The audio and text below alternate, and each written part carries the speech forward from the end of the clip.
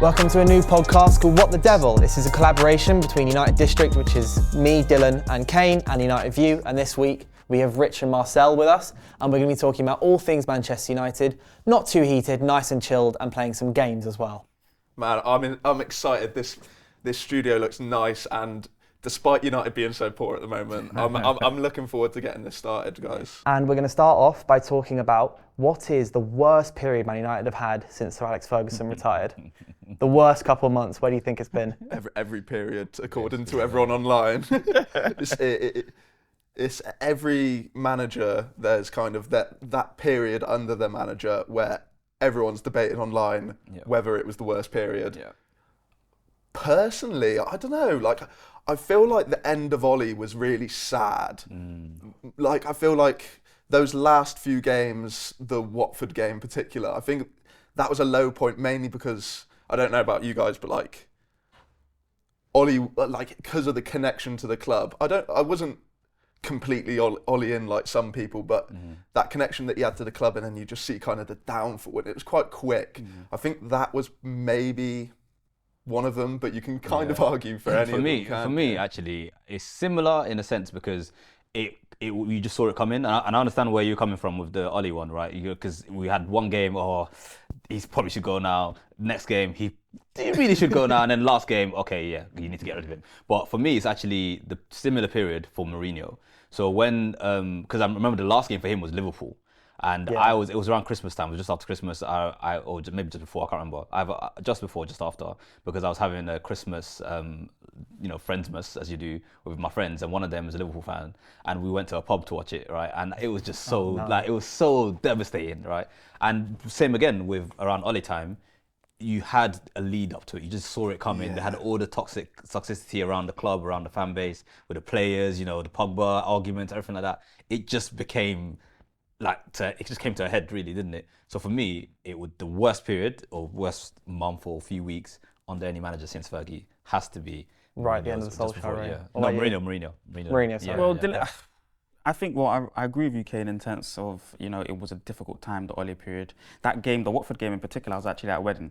So it was a good day for me. Lucky. It was it's always where you are, isn't it? You always remember where you are. It was a good day. It was a good day for me. I remember that game so well. It was a good day for me. I was getting the updates on my phone. Everyone's laughing at me around the tables. It was a good day. It was a wedding. So it was my cousin's wedding. But I would say maybe the Moyes era. It was it was short-lived. It was extremely short-lived. I think 6 months, Dylan, or something like that. Yeah. So the whole Moyes era. Extremely, short-lived. And we didn't give him enough time to really implement what he wanted to do because of, the work that Sir Alex had done. Saf had done so much work beforehand.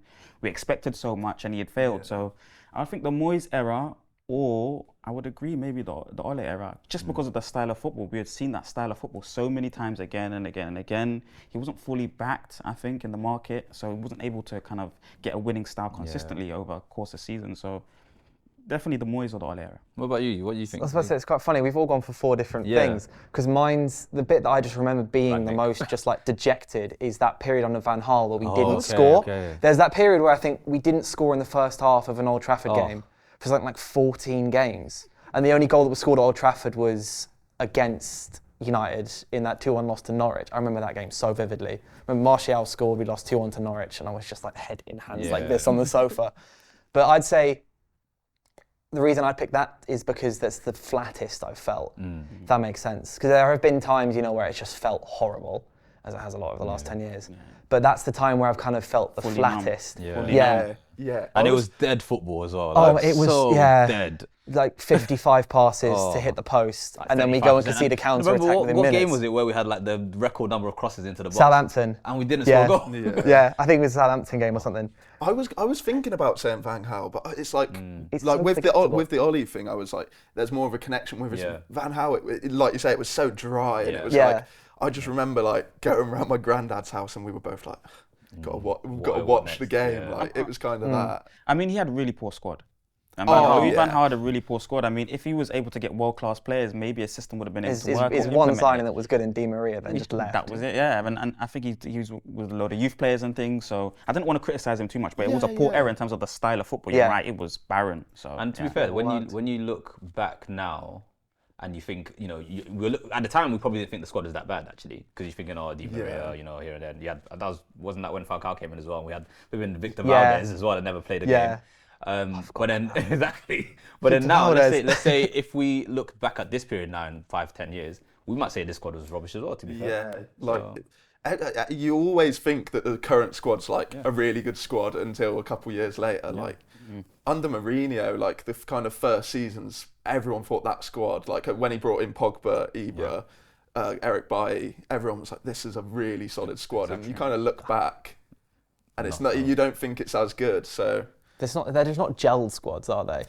But then you do look back at every single manager as well, maybe apart from Moyes a little bit, I guess, and go, they also had really good like periods. Yeah. Well, Moyes didn't have it. Moyes did not have a good period. You're right. Every other manager had a high almost and a low. Yeah.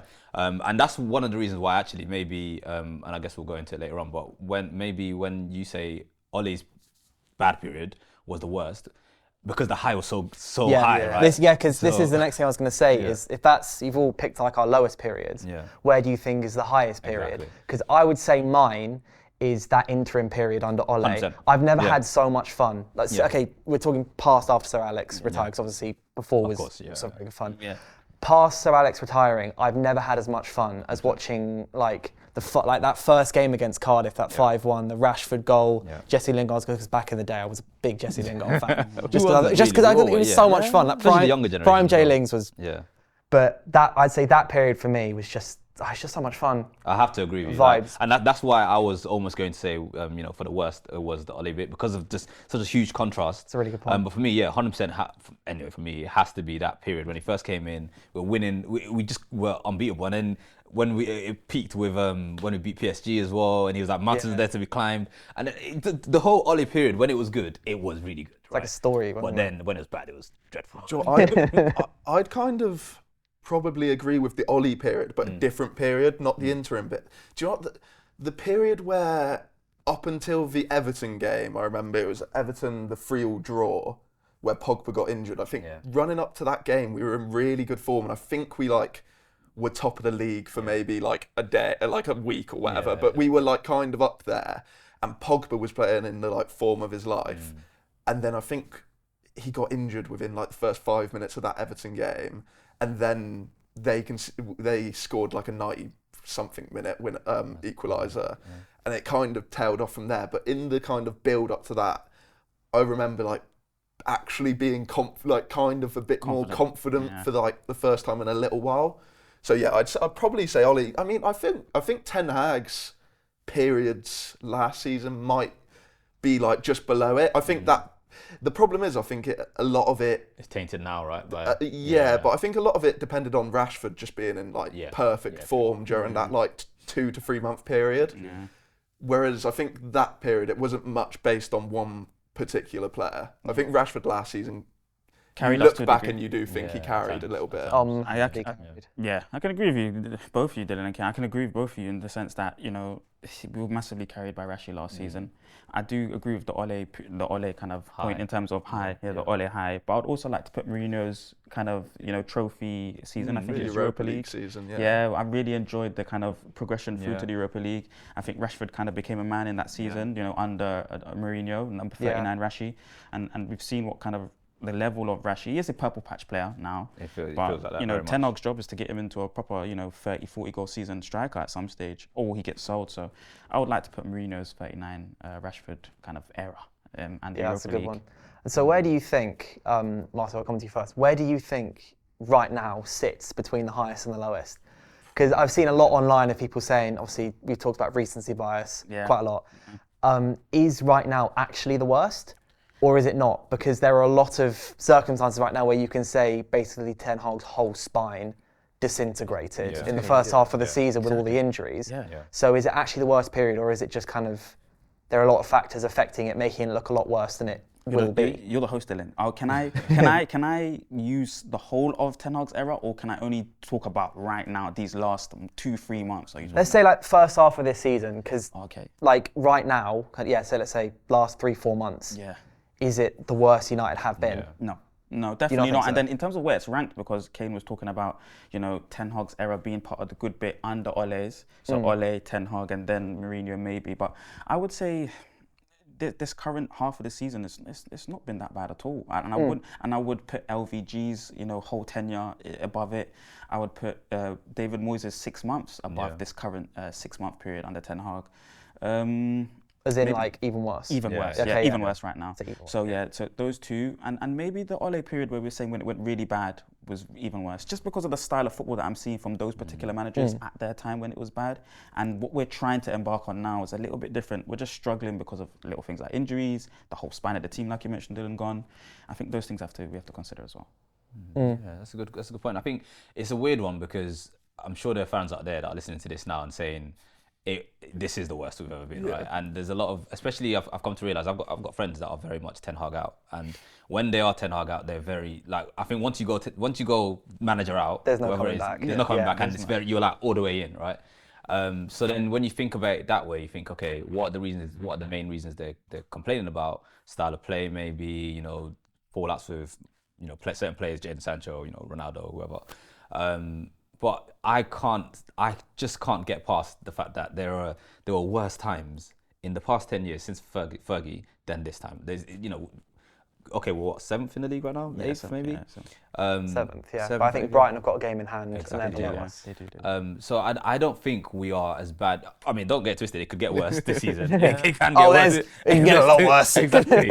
But right now, as things stand, there's still a certain level of hope for me anyway, in Ten Hag being a good coach and still having some of the players backing him and all these kind of things. And maybe it's just a case of we've been knocked down so much with all these other periods we're talking about that for some of us, maybe myself, it's a bit hard to be like, oh, this is the worst. Oh, I've seen worse, definitely. Yeah. You just feel like you've been hit so much that this is nothing. Like, come on. Yeah. So I don't think this is. In terms of ranking, I would agree with Marcel that LVG's tenure was. The only bright spot of LVG's tenure really was probably the start and the end when he won the FA Cup. Sorry, was it FA Cup we won? Yeah, FA Cup. But even that was tainted by the fact that he got sacked immediately. The next day, yeah. So I still kind of that feel bad wasn't for really a bright or a high, really. Then was it? So that has to be worse than now. Then obviously Moyes. Nobody would ever say Moyes was better than Ten Hag. I hope not. Anyway, then you're looking at Mourinho's ending, Solskjaer's ending.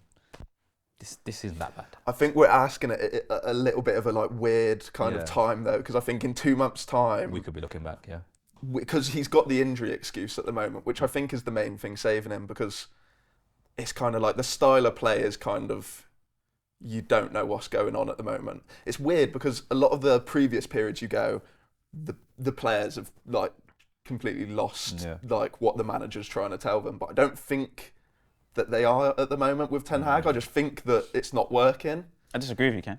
Oh yeah, you think what do you reckon Ten Hag's trying to do? I think the style of play is there. I think the players can't implement it. I think previous era we've had managers that try to construct a similar style of play, so the players to adapt to that similar style of play. It's been an easier process. I think Ten Hag let himself down maybe because last season he carried on with that kind of notion of the similar style of play, counter-attacking based, and this season he tried to implement his style of football, which players inequipped for it to a degree anyway, because he's purchased maybe 400 million worth of talent as well to add to the squad. But majority of that squad, 30-man squad, majority of them cannot play this style of football, especially at Premier League winning caliber or Champions League winning caliber. So I think that's the issue that we're kind of I can see that point, to be fair. I've always said kind of, it's a little bit of a tangent, so I won't go too long on it, but I think Ten Hag's biggest problem is not just going straight into pushing his style of play from the minute he came in. Yeah. And when you think we brought in a goalkeeper and a striker this summer, season, those are two massive positions when you really think about it. Part of the spine, I don't. But yeah, I overall, I think he's got a little bit of leeway because of the injuries, which is what makes it not as bad as kind of a few of those previous situations. But if it doesn't improve with the players coming back, then you might be looking at it going a little bit more down. Hopefully it does not. I think pre-season was a big mistake. 8 games, the pre-season just won 8. I know one of them was the youth game in Ireland, wasn't it? wherever the one in the US. Oh yeah, there was against that Wrexham. That was whatever it is. So let's say 7 game pre-season for the first team. That's so many. I think 7 and games is way too many. It's mainly the travel, I'd say. Yeah. Because you can. I think most players were getting rotated for the first 3 or 4, 45 minutes each. But it's mainly the travel, especially in America. it does make you think. And apparently, I think United are going back there this summer. So Yeah. That's the problem with the club, though, isn't it? Always going to we see are such a big club, and we've got such a huge fan base. You kind of have to cater to them in some way or 100%. another. But that has to be taken into account somehow. Kobe and Ahmad being injured. I think Kobe, we're help. seeing how pivotal he was to the single six element. Casemiro being ill-equipped to do it against Wolves and Nottingham Forest the first couple of games of the season. And Ahmad as well, man. I think Ahmad's a top player, if I'm honest. Yeah, so do I. I think as well, Ten Hag mentioned the other day, he was planning for Kobe to be involved from the off, and you kind of see now. Like back then, maybe people who weren't too familiar with him was thinking, what's he saying? But like he's kind of, it's proven to be like a good decision to bring him in. So, yeah. Right, next section. We're going to be playing a game called Fact or Fiction. So I'm going to read out 10 phrases, let's say, that are taken from just 10 facts about Manchester United, and I've altered some of them. There's 10. I haven't necessarily altered 5 each, otherwise you'd be able to tell what the last one is. I could have altered 4, could have altered 6. You literally, I'll read it out, just got to think, is it fact or is it fiction? Okay. Easy, right. First one. According to the CEIS Football Observatory, Diogo Dalot and Antony both have the same transfer value of 60 million euros. 16. 60. Oh, Fact 16. or fiction? According to a board, it's according to some. So the CIES, they use, there's an algorithm where they pick, they contract length, how much the player went for last time, age, all of that. And it's 60 million. So you're saying fact, fiction, and you've got fiction. That is true. Come on. Fair play.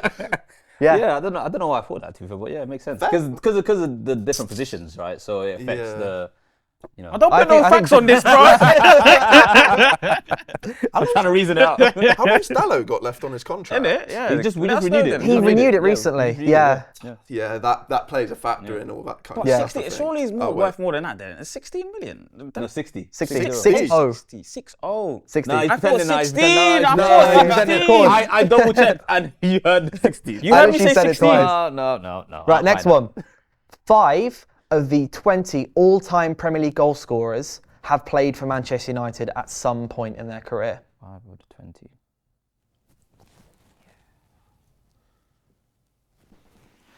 Can I say some names while we're doing this? You can I'm think. saying it's at least 5. Can I say a name? I'm worried if you- Wayne Rooney is definitely on there, surely. All time, yeah. Yeah, Andy all-time Cole. Premier League goal scorers. Andy Cole has to be on there. Yeah. Ooh, you'd be surprised actually. I don't think he is. Nah, yeah, Cole 20? must be. Did he make... Cole's second top behind Shearer, I Yeah. think. No, he's Ruud not. van No, Nistelrooy, Rooney- I would like to Rooney think is. will be on there somewhere. No, he wasn't here for long enough. Dylan, I'm trying to steal things from you, I think it's fact, but I don't... We've I all think... said fact, I Right, think. locked in? Yes, Yeah. locked in, please. It's not true. Oh. It's 6. Oh, we thought you meant 5, at least 5. No. I was going to say, I thought that Right. was your... Do you think you guys plan. can name the 6? Okay, cool. Yes. All right. So we're as a Andy team, Cole, yeah? We're as a Andy team. Cole, Yes. Rooney, Cole. Rooney. Ruud van Nistelrooy. Is Van Nistelrooy? No, I don't think. No, he's on Van there. Nistelrooy's I don't not think Teddy he's on Sheringham. Nope. there. Oh, He's not. Dwight York. Dwight York. Yeah, bad man.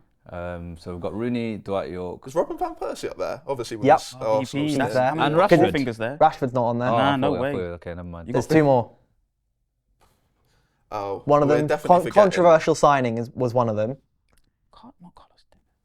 No. Not Carlos Tevez. No. But I've said Top not 20. Top 20. controversial. I want to Sanchez. say, Sanchez. is that Alexis. this I'll might sound dumb? I'll give you is the- Lukaku one? Lukaku is one yes, of them, yeah, and the yeah. other one's Michael Owen.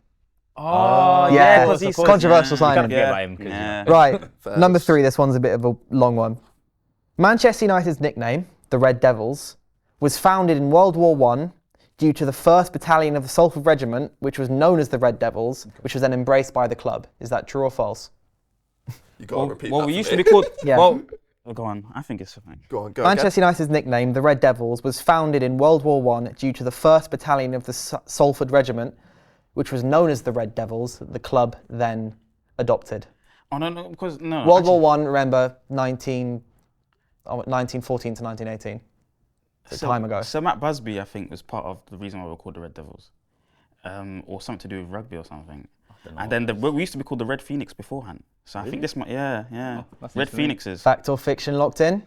I could be completely wrong. I just feel like you really enjoyed making that up because I've got no idea. Yeah. I just feel like you. And you would be right. It is fiction. Yes. Wait, is it like a tweak though? Is it like? No. Oh, okay. Marcel, you're right. It is because after the Munich air disaster, the club thought calling them the Busby Babes after the Munich air disaster didn't really work. So Busby nicked the name from the Salford Rugby Club, who were called the Red Devils after a thing in the 30s. That's really good ball knowledge. Thank you. I thought you didn't know anything. What the hell? What happened? I don't. It's in there. I said I'm stealing it from Dylan, bro. He's got everything there. Number 4. In 2019, Manchester United claimed to have over 1 billion fans across the planet after they said that 1 in 7 people were Man United fans. True or false? Did you say United? They said that. United claimed they have over 1 billion fans in 2019. Did they?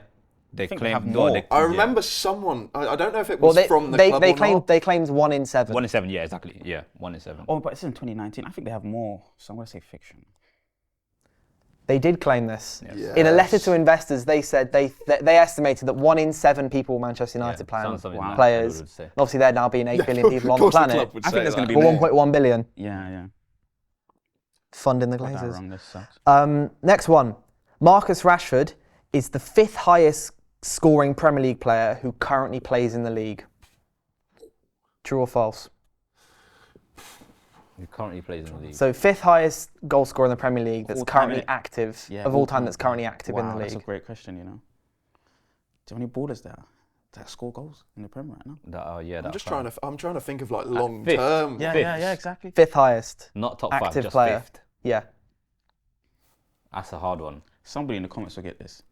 That's going to annoy me. I can't. To be fair, I'm gonna. I can't really cheat on people. So. I think I'm gonna have to. The 5th highest. Stick to your own opinion. Yeah, true. Yeah. The 5th highest, as in like he's number 5. It doesn't. Number 5 on that list out of people who are currently playing in the Premier League. Thank you. So obviously that doesn't count people who have retired or left the league. Like Sergio Aguero, that man. Yeah. I'm gonna go. I'm gonna go. You think fact or fiction? I don't think he's an elite. Who else is there right now though that could possibly bet? That could possibly be higher than him. He might not be 5th. He might be higher, to be honest. It's true. Okay. He is. He is behind Salah, Sterling, Son, and Callum Wilson. Wow. Callum Wilson's got 86 Premier League goals. Rashford's on 80. Okay. Yeah. Wow. I was looking at this morning. You only got 1 right. Only I think 1 or 2. There you go. You can use. Thank you very much. This one I think is just going to be a complete guessing game. Manchester United's first ever recorded fixture, while the club was named Newton Heath LYR Football Club, was a thumping 4-0 win over Bolton Wanderers on the 20th of November 1880. True or false? I've got to think back to it. Yeah, I was there for that one actually. Yeah, can't remember how many goals it was. I think we want that's complete guess. Do you have the result of the actual first game? Yeah, I think it's 2-1 or 2-0. Oh, okay. Anyway, I'm gonna go. He's Look at me. got that vague ball knowledge. You all gone fiction? That's correct. Okay. It was a 6-0 loss. 6-0. Oh wow. Against Bolton. Yeah. Against who? Bolton. Bolton. Okay. Not even Bolton. It was their reserve. I might have read that. Do you know what? I think that was on the On This Day book that I was reading the other day. Keep forgetting. You got it right. I don't know. Right. I think I'm right. Number 7. After Old Trafford was bombed, it took the club 5 years to rebuild the stadium. True or false? Was it? Might be true. This I reckon. It is false. Yeah. Old Trafford wasn't bombed, was it? it was. Oh, was it? Yeah. Because we were. Old Trafford was bombed, road. but it took the club 9 years to rebuild the stadium. Okay. Really? Yeah, 1941 to 1949. 8 years. I can't lie. Well, including 1941. I could be wrong about how many I've got right here, but you just watch the tape back. We've got receipts. It's fine. Number 8. Manchester United have won every competition they've ever played in. Okay, let me check this one. Every competitive competition, though not counting pre-season. Those like random Premier League, Asia Cup things.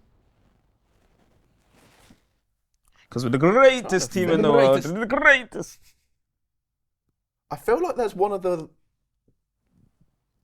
that we haven't won. I'm trying to think. Europa League, yes. That's what I was going to say. Europa Champions League. I think League, Europa yes. League tied it off. Club World Cup, yes. I think I'm right. Oh, Europa Conference League. Sure. But we haven't played it. Are you locking in fiction or fact? Well, I locked it in. So. Locked in fiction. No, I respect that, kid. You would have been right. Oh. It's fact. Oh. In 2017, United won the Europa League. Exactly, yeah. And that confirmed every competition. Yeah. But United haven't played in the Conference League yet. Conference And League. probably will next season. Well, I mean, I'm right in like 4 months. Yeah. Number 9. Manchester United have broken the British transfer record 9 times across their history. Okay. True or false? Is that? No, 9 times. Okay. On the dot, okay. Precise, Dylan is. Broken a few times. I think we've broken a few times. I don't know if it's 9. I'm gonna have to. 9 is a lot. I think Yeah, 9's a Andy lot. Cole. A lot of money. Have you got all the players involving which we broke it? Wow. Okay, Andy Cole's one of them, maybe. And Andy Cole. Teddy Sheringham is one of them. Pogba, I think, maybe. as well was one. Pogba, Ronaldo. No. No. Cole was one as well. I can't. I can't. Alan think Smith. whether Alan Smith might be in there as one of them, a cheeky one as well. I'm gonna go fact. Why not? Fiction, fact, fiction. That is false. Oh. It's fiction. Take that. It was 7 times. How many? 7 times. 7 times. Okay, what players? United have broken the record for Roy Keane, Andy Cole, Ruud van Nistelrooy, Juan Sebastian Veron, Rio Ferdinand, Di Maria and Paul Pogba. Look at that. The latest ones are the worst. The worst ones. Really. The others It's are hard alright. as well to like kind of remember because I was thinking Luke Shaw in my head, but he was a teenager. He's the record for the teenage well, one, wasn't not he? anymore, but he was. Yeah. Because there's loads of ones like that where it's like different records. Yeah, that I didn't know break Roy it. Keane was a defender. record signing. Yeah, I thought. But it was, I think it was about like 1.5 million or something. Yeah. And also, you're right. It's a weird one because obviously we signed him from a relegated Nottingham Forest, right? Didn't get relegated, so yeah.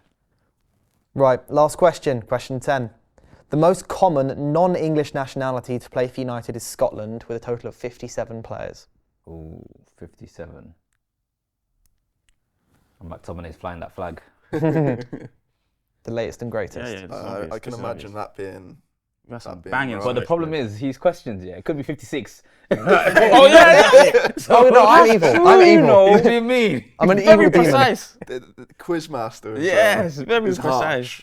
I can confirm that is in fact true. Okay, good. Take that. I'll take that. 6 points for me. I'll take that. Why have you done your tally like that? Yeah, you're meant to Look at his tally. You meant to tally it up. He's Like just this. done all the lines. It's just like Now you're gonna have to count them up. I don't know, but I got. See, I can the do whole it, point is to make it easier to count. Yeah. I got. So we've got mad. 9 out of 10 Got 7. allegedly, Yeah, allegedly, I don't know for sure. 6, 7, 6, and I don't even know. 7. 7. Wait, we've had 10 questions. Had 10 questions. I'm definitely not 9. I'm probably like an 8. Probably like 8. I probably got 2 wrong. We've got to go back on the Yeah. tape. You now, You I can go back reckon. on the tape. You Gotta can go back on the put tape. it in after. Rather than 9. Probably All right. 8. Probably 8. I think those questions were harsh. Though I think They were good. Yeah, I never said they were going to be easy. I think we've got to go make him higher or sweat. lower on some of them. Like, Yeah, higher or lower, That's rather good. than fact. I like those questions. like They were it, good yeah, questions. good. they were though. Spent about an hour on just Google this morning, just like trying to find the most awful. United facts. I went through the United Wikipedia page and I was trying to check the sources to check if it was actually true or not. Because I can put anything on Wikipedia. Yeah. So The that World War I thing about the battalion thing, I originally Googled like United facts, and that came up as a fact, and I was like, there's no way that's true. So I checked it, and it turns out it was false, but I just used it as a fact and then said it was false and found the real reason. genius. That's why it sounded so yeah, real. exactly, yeah. And it was so. Yeah, It was so I could not detailed. make that up at 10 It was a.m. so this morning. detailed. Exactly. There you go. Well done. Yeah. No. Not too bad though. Right, next section, talking about transfers. January window, United are doing nothing but loaning out their players. And now, suddenly, United have started adding, buyback clauses, sell-on clauses, loan options in their deals. I mean, you've got to assume that that's somewhat Ineos influenced. What do you think about it? It's a positive change, I think, because I think a lot of people were worried about Hannibal and Fernandez potentially just either going out on loan with an option to buy, and then you see a club like Benfica go in for your player, and you're like, they're the ones when you know that the player's probably quite good.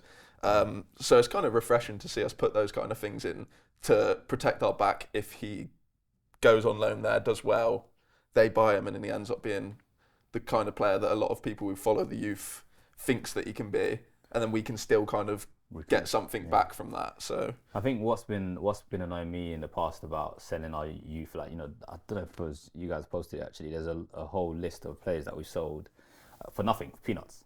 In the past however many years. That we would have all thought had serious potential. So I think in one sense, I'm like, okay, people like Alvaro Fernandez, did he need to go right now? But at the same time, when I'm thinking about, okay, would it have ended up like a late, one of these, I can say Lingard, he's not a youth, but one of these little other youngers that would just sell for nothing, like 1 mil, 2 mil, 500,000, some of them. Iqbal. Exactly. Yeah, he went and then you're thinking, okay, so maybe it is better, like you said, to sell them now and at least have the buyback clause that if they do get really good, we can buy them back and maybe then sell them on again later on for actual money. So, yeah. No, I mean, it's weird one with the youth because obviously there's some which aren't like you're never going to produce youngsters who are just going to come into the team and like make an impact. But United haven't really made like enough of. Not all of them are going to be good, but a lot of them can be squad players, and then you don't have to spend all the money on the squad players. So I think they can improve on that. But if you are going to sell them, like I said, like or loan them out or something like that, then make sure you're protected. Which it does seem like it's Ineos kind of leading the way with that. Yeah, I agree with that notion in terms of Ineos being the forebearer of this kind of new selling players, making sure we retain value. I think they're even trying to maybe future fees as well. We get a percentage on the future fee on certain players. So this is, we're streamlining the squad, I think, or the club as a whole, trying to, anything that comes out the squad, we're trying to ascertain a sort of value from them. This is good news, But then you compare it to, sorry to cut you there, but we compare it to like City, right? This season or last season, they sold Trafford to Burnley. He'd never touched the Premier League.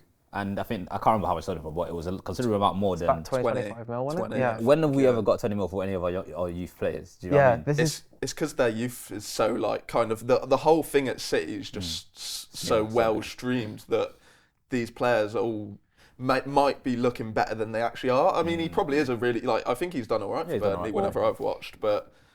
It's so much easier when you got it sorted. I think in their structure, it allows them to, produce good footballers and sell them on for a profit because of the academy, the reputation that they have there. I think Pep's board of director, I think, came into the club a year before he actually entered the football club. So, that kind of, you can already see the way that they're, already trying to streamline the club for the particular manager and follow within his kind of system. So I think that's the reason why, Rich, they're so well at selling players and creating good footballers. Cole Palmer, for example, as well. Exactly. And they can afford to sell the good ones, kind of thing, because Cole Palmer was just a squad player for them, whereas for Chelsea, Lavia came as well. He was part of the youth system and then goes on to his other club and then finds himself at Chelsea, I think. But I do think United have got a good crop of youth players. Like I've been following them. Like I followed the Garnacho and the Colby Mainu team, which won the FA Youth Cup, and it's like, I mean, I went to the game the other day, the Swindon game, and we lost in the FA Youth Cup. But there's some good players there. I mean, I think a lot of people have heard of Shea Lacey. Yeah. He's really talented, and obviously he's young, so you don't know exactly what's going to happen. But there's some other players in the squad. We bought Harry Amas in the summer, left back. He's literally he reminds me so much of Luke Shaw, and obviously whatever you think of Luke Shaw, but he's got contrasting opinions, but I think Luke Shaw's quite a good player, so I think there's a lot of talent coming through. So United have made kind of like some positive movements in the academy, I'd say, and hopefully we can tie down Isaac Hansen-Aaron as well. I just think the strategy that we've gone with at the moment is we either sell the top players, because we know we've got the FFP kind of situation and we're trying to kind of tighten the belt a little bit. So you sell the top players maybe for a massive amount of money, or you sell the floor raisers, the youth players, and try and, get closer to 50, 60 million ascertained, and then get another big player and see if, he can mix well with the bigger players. And if they can't, then you sell maybe another big star, that you maybe lose money in certain situations for wages and things like that. But I think that's the kind of direction that Ineos are going in. It just means that it's squeaky bum time in the market. We're not going to spend 50, 60 million right now. We'll have to wait for them to come in, of course, but I don't know. I feel like it's a good move. Some of the youth players are not good enough. Sedan Iqbal maybe wasn't good enough for the league, unfortunately. Robbie Savage, unfortunately, maybe wasn't good enough for the league. Dan Savage. Dan Savage. Robbie's the one. Robbie wasn't even. He wasn't. Yeah. We basically lost Robbie Savage as well because his coverage of United. As soon as his son left, went from completely biased to completely against. Charlie Savage has gone to Reading, and I don't know if you've seen the Readings just capitulated. The fan, they got the game abandoned the other day because the fans stormed the pitch. Fair play to him. Fair play to him. So one thing I was going to say, I was going to raise a point of the amount of money that are in these buybacks, the sell-on clauses. So Benfica's is about £5.2 million. So Alvaro Fernandez to Benfica. and then Hannibal's is about £17 million. When you see, such as using City as an example again, Cole Palmer was about 45 million, Trafford 25 million to Burnley. Do you think that's just a reflection of the fact that United's academy just aren't beyond maybe just Kobe and Garnacho? This is just a reflection that the players coming from the youth just are not as good as the players going to the other youth clubs coming from the other youth clubs, or is it just a case of United not being that great at selling? Yeah. It's a bit of both, because it's a bit as a symptom of us not being as good at selling as maybe a City or some of the other smaller clubs. But, and I include City in the smaller clubs comment as well. But it's also a case of United not very good right now. So then it's almost like, look, I'm saying that the talent below my first team is really, really good. You should buy it for 50, 40 mil. But actually, I'm looking at your first team thinking, your first team's not that good. So if he's that good, then why don't you just play him in your first team and instead of selling us for, So it's very hard for you as a seller, I guess, in that market to be able to be like, okay, yeah, you should pay this much for X player, when I can see that your general system isn't producing good players right now. And then the one or two players that are good, the Garnachos, the Kobe Minos, we don't want to sell them, of course. And we only think they're good now because they're playing in the first team and proving themselves. Whereas, which is the annoying thing, City didn't have to even do that. Like, they just our players are really good. These guys are only not in the team because we've got world-class players in the team. Trust me, they're world-class. Yeah, they've just got a surplus of players who are just fantastic. You look at how United have dealt with loans as well, and I think like James Trafford we were speaking about for City, he went on a really good loan to Bolton, I think it was, and obviously it's still quite surprising that a Premier League club kind of forked out so much for him. But you look at some of the loans United have done, and it's kind of like there's been some successful ones, but you look at Ahmad. Had a really good loan at Sunderland, but what happened the year before? We sent him to Rangers, who were like kind of challenging for the title with Celtic, and he didn't really get any minutes there. And you can kind of go for, and then you look at one of the only probably successful ones alongside Ahmad at Sunderland is James Garner at Nottingham Forest. And what did we get for him? Did we get much? 10, 15? About 10 mil. So it's like you get the good loan, but then you need the negotiations and you need the kind of strength which you mentioned, Rich, where you can go, well, the reason he's not in the first team is because we're so stacked, whereas you don't really have that excuse at United. So, there's loads of different reasons, I think. I think you can, if you stuck Hannibal and Alvaro Fernandez in City's youth team, they probably would have sold them for more. It's just it's just a fact. But do you think United can't afford to charge clubs a premium by saying, they're a Carrington Academy player, in the same way that, like, say, Chelsea and City can, because Chelsea and City can prove over a course of a number of years that they are able to produce fantastic talents, like time after time after time. Whereas at United, it's just you can point at Marcus Rashford and go, see, we made him, and you can point at maybe Garnacho Manu in the last year, say, we made him. But it's just not like there's so many players at the moment who they come out of the academy and they're kind of okay. And they're just not United not able to say they come from our academy and they're great. United's academy has been about because we still smash out players who play in the Prem. But it's not those top level kind of guys. But it's still the academy. We just got to find. I think there's good stuff in the academy at the moment, but it's just fine tuning the stuff which clubs like City are doing, basically. What do you think that's down to, though, Kane? Making that jump from the academy to the first team, because Ten Hag is kind of trying to do that now. We did see Savage, we did see Zidane, we did see Kobe, we have seen Garnacho, we've even seen Kambwala. Kambwala, really. So we've seen players. At the end of the day, why haven't we been able to get them into the first team regularly, or to ascertain a big value for them? Do you think? I don't know. It's a difficult question because I think behind the scenes there's stuff being done. I think there's a lot of kind of integration with youth play, 21s going up to the first team and training. I think Dan Gore kind of got. I think we saw.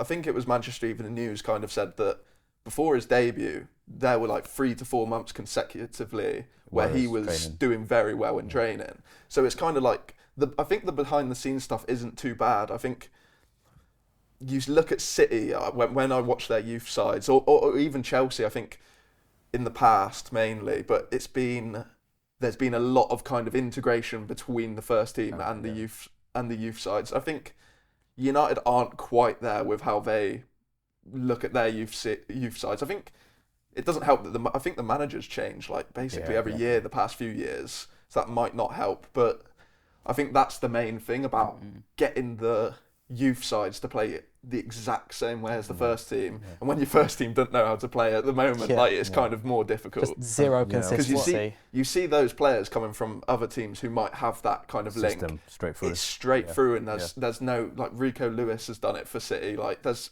multiple other examples where it's seamless, isn't it? And what I was going to say really is actually what I've come to realise with United a lot of the time is we think a player is better than they are.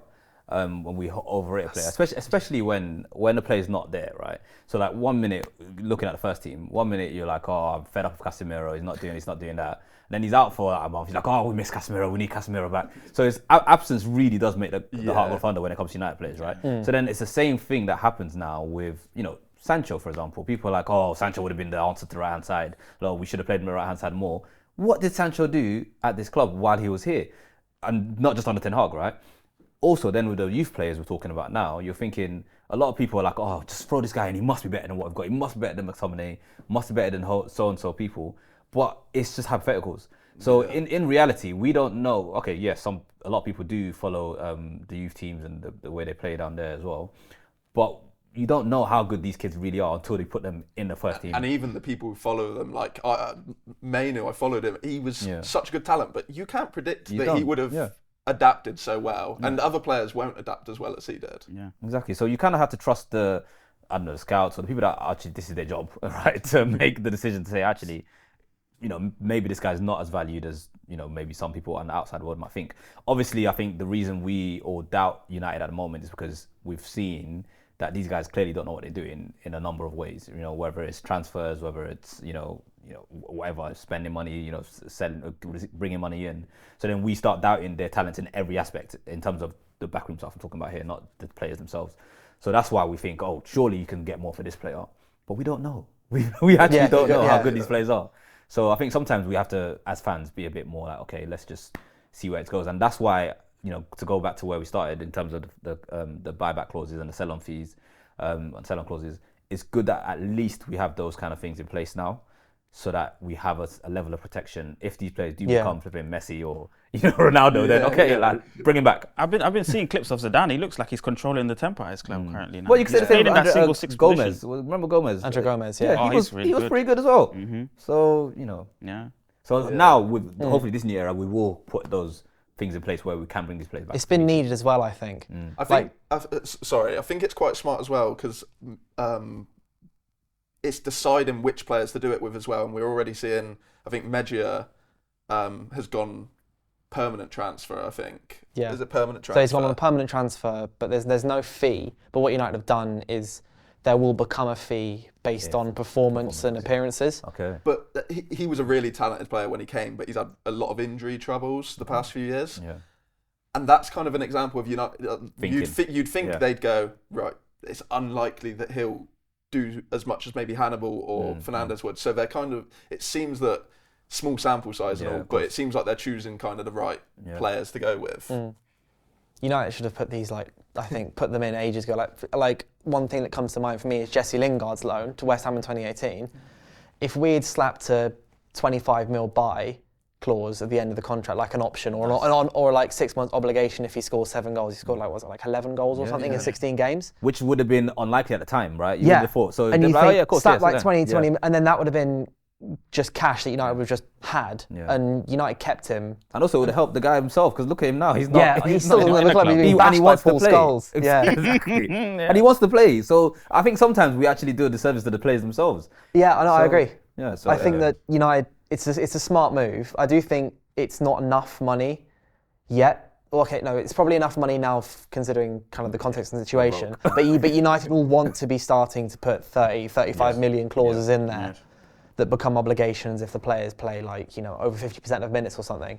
I think, but it's a step in the right direction. It seems like the United, the guys behind the scenes have started playing some Football Manager. Started seeing the different options you can choose. Oh, look at this! There's a lot. Yeah, I mean, Fernandes's loan to Benfica has about four clauses in it. Oh, wow. It's got a Percentage buy or option that becomes a buy obligation and a percentage thing, and there's add-ons as well. That's And they've literally just ticked all options at the bottom. Get the money just in Also, the future. Isn't his contract running down though? His actual United contract. Oh, actually, I don't know. I thought his contract was about to be up. So, I'm not entirely sure. It won't be up this summer because can't be, they were putting him on loan, but maybe next summer. Yeah. I'm not sure. They've probably got that +1 option that United put in every single contract. Yeah, I guess like we'll see. clockwork. Yeah, it's every single one. Yeah. Oh, actually, on the topic of that, what do you guys think about the Rafael Varane stuff? I know this is a couple weeks ago, but the whole not giving him a new contract and hoping he'll still extend. What do you think? I think it makes sense. I think it goes back to what we're saying now. Like, I love Varane, because you have to almost caveat everything you say these days. I say I'm not saying Varane's worse than X, Y, Z. Anyway, I do love Varane. I think he would be good for the team to sustain the team, but at a certain price. We can't keep him. And similar to Casemiro, and certain decisions that have been made in the past, they need to be rectified, and that's what they're trying to do, I believe, with this. Say, look, we want you to stay, but like this. And I think that's part of the issue with De Gea as well when they got rid of him. Obviously, a bit more in terms of style of play, but I think it's more of a case of trying to get players to be a right price point, essentially, in terms of their contract. And I think it makes sense. I'm not going to caveat anything. I think he should go as soon as possible. You think? 100%, Dylan. Is that a performance thing, or is that just he's not worth what we pay? A Manchester United thing, really? as the whole situation right now, we can't afford to play players astronomical wages right now, and for them to only be able to be around for 75% of the games in a season. I see what you mean. True. So we have to make we're tightening the belts right now, and we have to make there's how old is he now? 30 odd. He's younger than Maguire though. Yeah. So he's like a month younger than him. It's not that But his durability is not going to be Maguire's level durability. Yeah, that's right. Which is a fact. Right. So we need players that are going to be playing maybe 90% of games throughout a season. And Varane can't do that for us, unfortunately. So do you think United should be more dramatic then? Not even say we'll offer you reduced wages, just say you've got to go. It's the same with David De Gea, unfortunately. But that De Gea saga has probably got fans thinking like, is the same thing going to happen now, where they just drag out a saga with the player's contract running down and he just leaves? I can see your argument, but like, you do want some experience kind of in the squad. I would, if you can kind of negotiate that like a lower fee, I think there's a lot of positives to keeping Varane. Like when he's fit, he's probably he's the best United box defender. He's and people have questions over his ball playing abilities, but I think especially this season you look at the basics kind of thing, and United haven't been good enough playing at the back with or without him. So I think it's worth keeping him if United can kind of negotiate that down, because injuries and kind of with his age, you don't want to kind of stick him on another like 3-year contract. For me, I think it comes back to what I said earlier about the lack of trust in the United structure. Because for me, I'm like, I know Varane's good when he plays, right? And obviously you always hope that he plays more than the 75 or whatever. But saying get rid of him, okay, cool, get rid of Maguire, get rid of Lindelof. The replacements, are they going to be good enough? Do you know what I mean? That's the scary thing for me. And obviously we can't do that. Obviously we can't just hold on to players because we don't trust United to replace them well enough. But that's one of the reasons why I'm like, okay, if I don't trust them to bring a guy that's good enough to replace Varane, get rid of let's say Maguire, but hopefully the replacement, Varane can train this guy or something. I don't know. Yeah. What is our level of good right now? Well, we're not winning any leagues or Champions Leagues right now, so. But we can with Varane. This good. We can with Varane. If a fit Varane can win, I mean, he's proven it. He can win titles. He could win. Not just him though. He you needs don't know 10 if he other can footballers anymore, because if he's not available often enough, you can't win a title with someone playing 60% of games. And on top of that, Dylan and Rich, he needs 10 other footballers and a squad to football's not just one football. Of course. It's a. So he has to go. Unfortunately, I think he has to be replaced. There's plenty more footballers. He's got to go, blood. He's got to go. Todibo, Diamande. Well, we say the names, but are United going to do the job for that to bring? And then are they going to spend 75 million on them when they were worth 20 beginning of the summer in another Anthony thing? Yeah. So that's a bit cynical. That's where I sit. But it's all about the replacements. Like I ideally keep him if you can kind of negotiate that down, but. It's like in an ideal world you'd bring in two unreal 23-year-olds, but put it this way then, Kane. Does he stay if we get a replacement in next summer, a man that plays 100% games and he's on his astronomical wages or even on his 200k? A little bit lower, Does he really stay on the bench? Yeah, I guess that's a question. Varane's going to be having to ask, because if you do buy Todibo, who you'd think would be starting alongside Lissandro. Yeah. Is Varane going to be happy maybe being like a go. backup kind of thing? Like, but then it might not be that. It might be kind of like, well, it depends whether we're in 4 competitions or not. But yeah, I guess that it's interesting. I'm quite curious to see what United are actually going to do with that situation. Whatever they do, just get it right this time, please. I've had enough. Yeah. I've had enough. Final game section. We're going to be asking, well, as many questions as we can in 2 minutes. You've got to see how many you can get correct. And then we're going to go on, can't really see it up there, this leaderboard. We're going to have everyone we ever ask on the leaderboard, a bit like a certain motor show on the BBC that used to go. Right. We all love. You ready? Yes. Round 1. To Manchester United fans, which player is affectionately known as the King? Eric Cantona. Nice. Good, correct. What is Manchester United's record win in all competitions in history? 8-2. Nope, 10-0 versus Anderlecht. Which player holds the record for most Manchester United appearances? Ryan Giggs. Correct. True or false? The famous dab dance move was invented by Paul Pogba. True. False. Who is the only Manchester United player to win the European Golden Boot while playing for the club? European Golden Boot. Rooney. Cristiano Ronaldo. Which Manchester United manager was at the wheel? Ole! Correct. Who was Sir Alex Ferguson's first signing for Manchester United? Ricky. Viv Anderson. Which pundit famously said, "You can't win anything with kids"? The Scottish guy. I don't know. Pass. Alan Hansen. Yeah. Who was the only United player to miss a penalty in the 2008 Champions League final? Tevez. Ronaldo. Who was the first player to wear the number 7 shirt after Cristiano Ronaldo? Alexis. Michael Owen. Which player did Sir Alex Ferguson famously injure by kicking a boot at him? David Beckham. Correct. Who did Louis van Gaal once call Mike? Or Tyler Blackett. Chris Smalling. Is Sofiane Amrabat the first Moroccan to play for Manchester United? Yes. Yes, he is. How much did United sell Robin van Persie for? For free, or 10 million. Did he retire? 4.7 million to Fenerbahce. Who ended up costing Manchester United more, Paul Pogba or Romelu Lukaku? Oh, Romelu. Correct. 2 stands at Old Trafford are named after which people? Sir Alex and Sir Bobby. True or false? Manchester United once pulled out the FA Cup to play. And that's time. 2 minutes is up. How many did I get right? How did I get right? 7. 7. Seven again. Not bad, actually. 7's a special number. You picked up at the end. Is it? was Yeah, like- you it was got a like few right 2. at the end. Some of those questions are a bit. No, thank you. Round 2. Old Trafford is situated on which road? Main road. Sir Matt Busby Way. The 2003 Champions League final was held at Old Trafford. Which 2 teams played? Free. United. Barca. No, Juventus and AC Milan. True or false? Manchester United once pulled out of the FA Cup in order to play in the Club World Cup. True. True.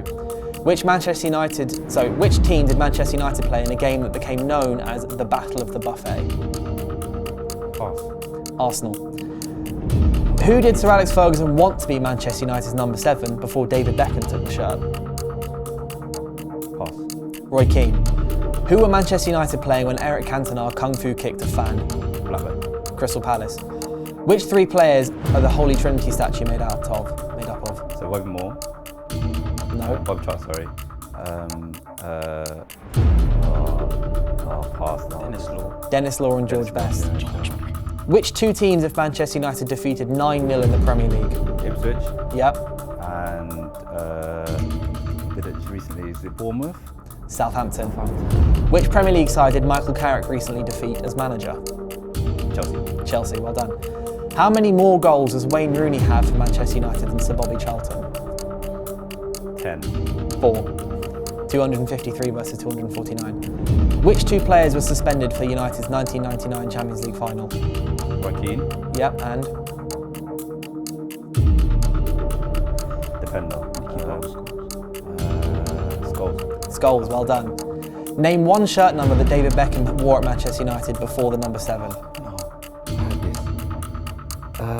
20. No. Pass. 10 or 24? Who is Manchester United's longest serving captain? Steve Bruce. Brian Robson. What is his nickname? Brian Robson. Unlucky. 4.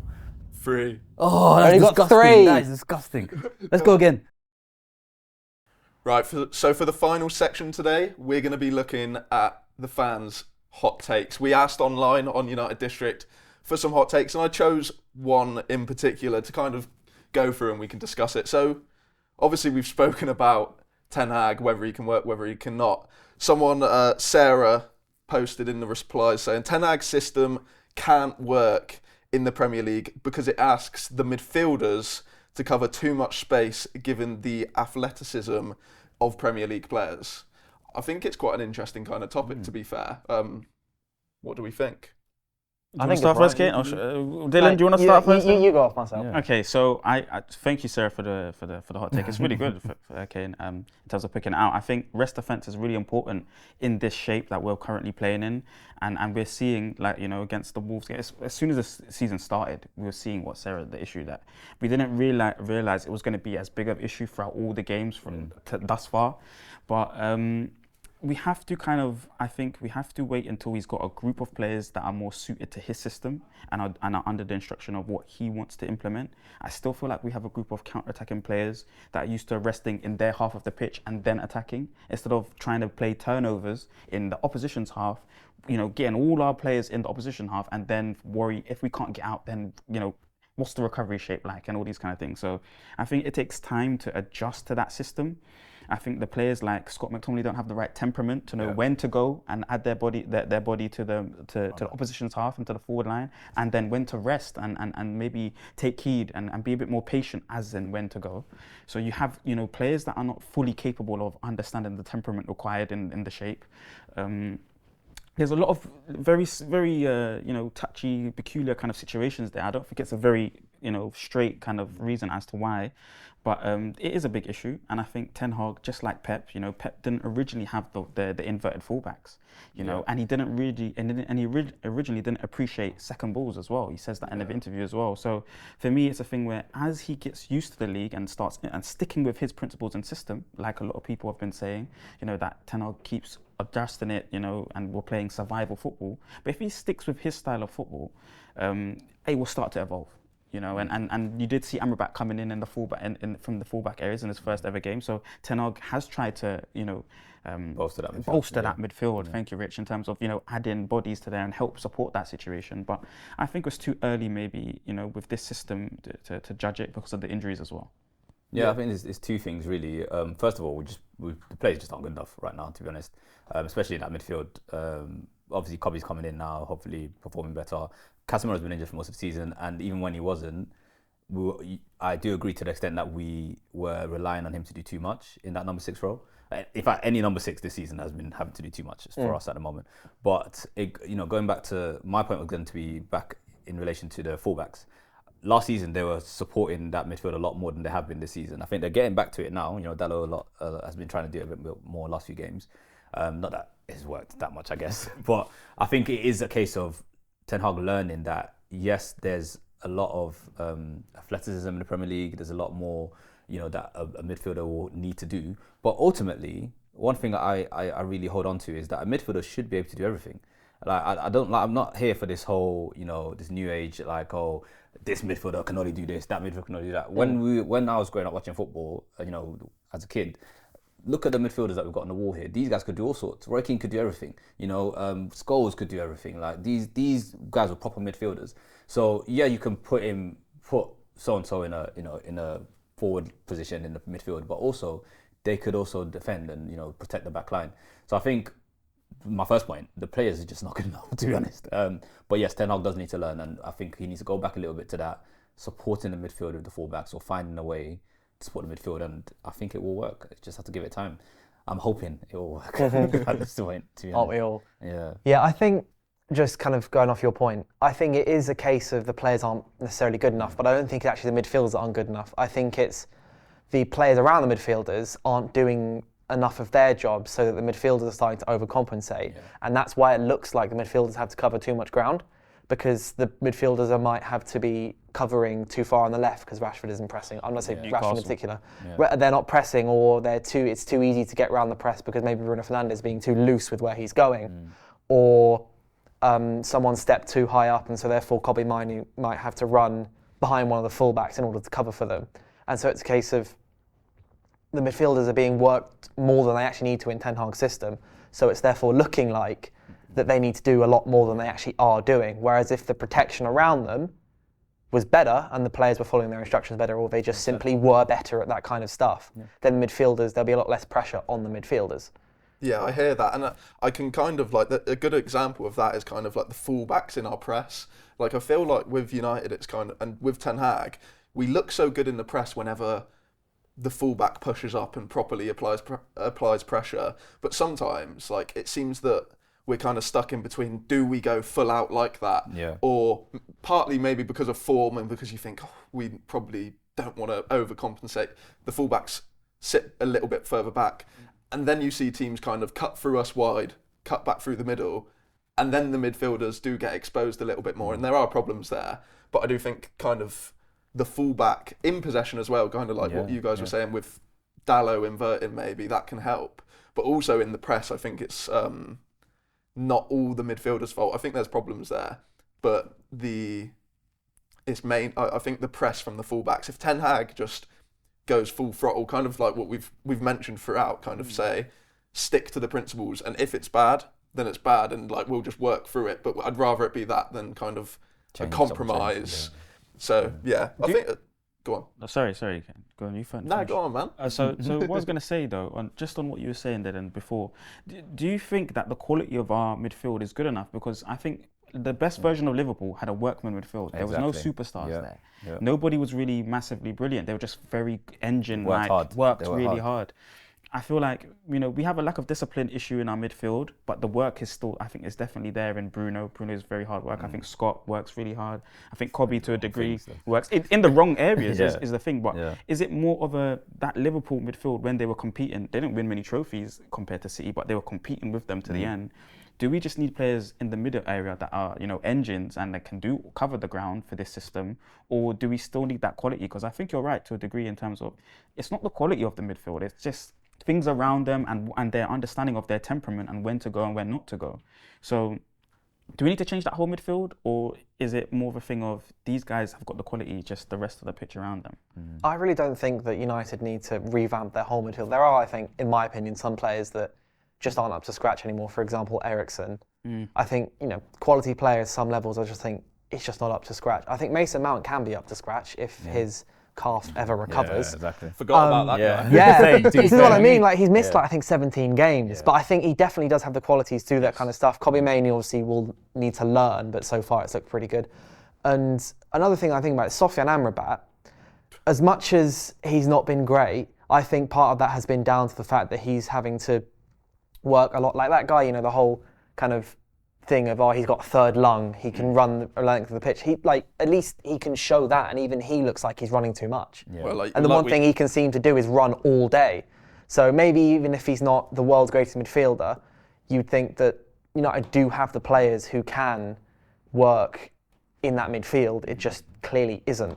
And there are players who definitely have at least some of the skills required to do so, and they're unable to because the demands are simply too much due to the fact that around them there's just I've got another question. Does he have to change his system? I think he will adapt it and change it. And then is he been pressured to keep on players like Bruno and Rashford, who affect, like what we're saying, they're affecting the midfield because of what they're doing, running wildly. I remember against Newcastle, then it was really bad. Rashford was just not pressing, and that whole left side is just so open. So it's just you're affecting the organism that is the team. Is that a problem that he's had to maybe throw his hat on certain players that could have maybe hindered? Because there's not really anyone else there. Do you know what I mean? Like there's. Okay, a lot of fans always say, we need to change Bruno, we need to replace Bruno. But I, first of all, disagree with that. But secondly, who are you bringing into this team that is going to be better than Bruno, really? Okay, I like what you're saying about the organism of the team, the body of the team, how, sometimes it's better to put in a player that works for that rather than, this talented player. Andrew will tell you that. Yeah, 100%. And like you said, with the Liverpool, for example, Henderson and all these guys in the midfield back then, for them, weren't world beaters. Wijnaldum, he did a job in that system. So yeah, I think Ten Hag has to learn who fits the system the best, and this is why I think we were talking about it off camera actually. And you mentioned Ange just now, and I hate to do this because he is only 6 months in his tenure over there, but you can see what he's trying to do, and he does not care who's injured, who's not available. You have to play the way I want you to play in this system. And actually, I think a lot of that comes down to discipline, player discipline, right? A lot of the successful teams, Liverpool, even Pep with City, he's got a system and a way of play. Okay, tweaks Pep more so than Klopp tweaks it a bit more actually. But as long as the system works and you've put that system, we talked about it from the youth as well, you put that system into your players, then ultimately you should stick with that system, and the players will have to just fit that, and then obviously then you start blind towards that system. But then you start having a wider conversation about the structure of United as a whole. As well, I think like with Ange at Spurs, it's a perfect example as well. But you do kind of think, and he did get the results at the start of the season, but I think even if he didn't get the results for Spurs in the first 6-7 game weeks, I think if he was playing that kind of football, Spurs fans wouldn't have been too fussed. Yeah. They would have been like, right, we're on a rebuild. Yeah, they weren't. They had a period, 1 in 5, 1 win in 5 or something, or no wins in 5, and they were still very happy.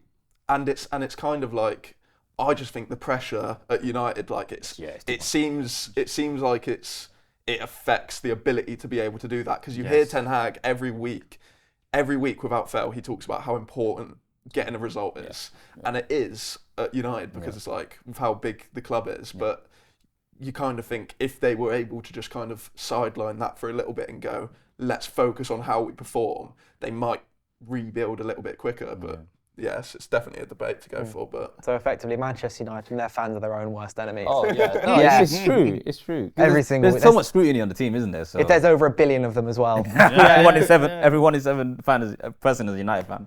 So, but thank you, Sarah, for the question, or the hot take. I think it's a pretty good one. Yeah, hopefully we can kind of like get a kind of form going. I don't know, in the comments or something below, people put their hot takes, or maybe we'll do a thing on Twitter or X or whatever it's called now. If you've got any hot takes, put them in the comment section below. And I think apart from that, wrapped up for the first podcast. If you've got any sort of improvements or ideas or things we should do, any games we should play, please put in the comments, let us know, or just put it under any of our social posts. Apart from that, thank you.